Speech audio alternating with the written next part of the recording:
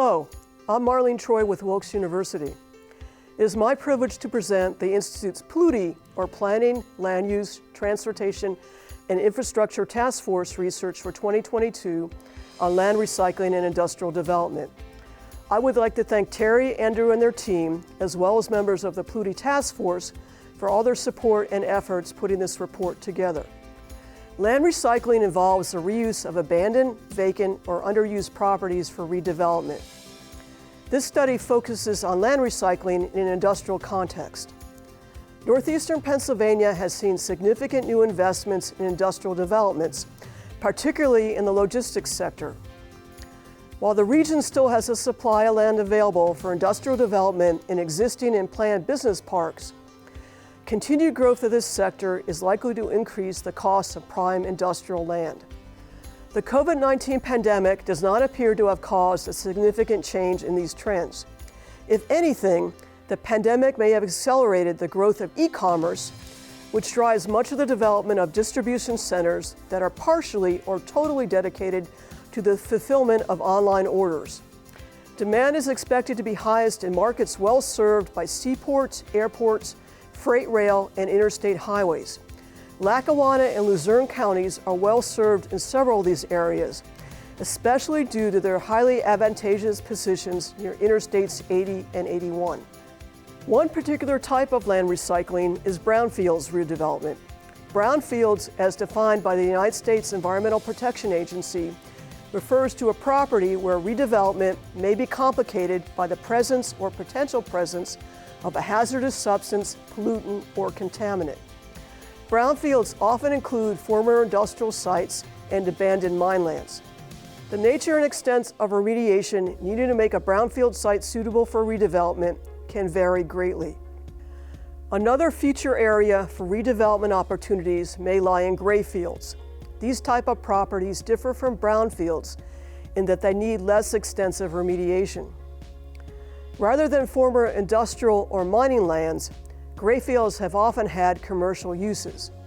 Particularly notable are aging suburban office buildings that have been outclassed by newer developments, or underperforming malls, shopping centers, or big box stores affected negatively by market changes. The utilization of existing public service infrastructure also has sustainability benefits. Building near the urban core of the region reduces vehicles' mile traveled, thereby reducing greenhouse gas emissions, and mitigates the environmental and climate impacts of the construction of new infrastructure. Locally, opportunities will likely include sites in several broad categories: vacant industrial sites in existing industrial parks, abandoned mine lands, grayfield properties, and vacant industrial buildings near urban centers. Economic development officials, chambers of commerce, planners, and private developers should work together to identify sites for redevelopment and match them with outside funding for remediation where possible. Creating a region-wide database of redevelopment locations could help to bridge gaps between economic development entities and developers. Local governing bodies should also be involved in the identification of sites suitable for redevelopment, with financing and with attempting to reach mutually beneficial agreements with developers on issues such as back taxes and any new infrastructure that may be required to redevelop the site. In conclusion, our region is continuing to experience rapid industrial development, especially due to the growth of logistics and distribution sectors along interstate corridors. As existing and already planned business parks become fully built out, planners and economic development officials should work to guide development towards redevelopment opportunities rather than open space greenfield development.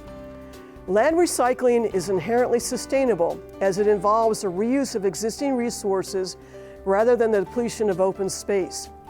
By encouraging redevelopment instead of the use of greenfields, these land resources can be retained for the use of future generations, and natural resources like forests and wetlands can be conserved.